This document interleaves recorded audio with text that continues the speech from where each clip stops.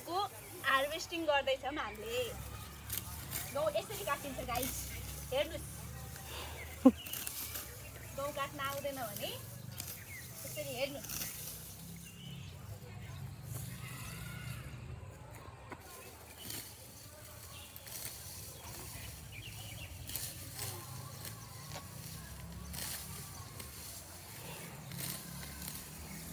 कर्मचारीहरूले बसी बसी खान्छन् भन्नुको इक्जाम्पल हो, बसेर खाँदैनन्, गहुँ पनि काट्छन्।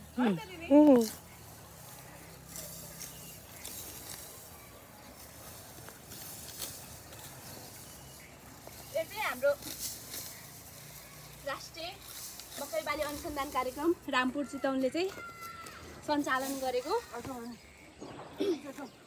विभिन्न 7वटा जातका नयाँ गहुँहरूलाई चाहिँ हामी परीक्षण गरेको हो गाइस, होइन। यो चाहिँ ब्रिडर सिड हो। योबाट चाहिँ हामीले मूल बिउ उत्पादन गर्ने भनेको।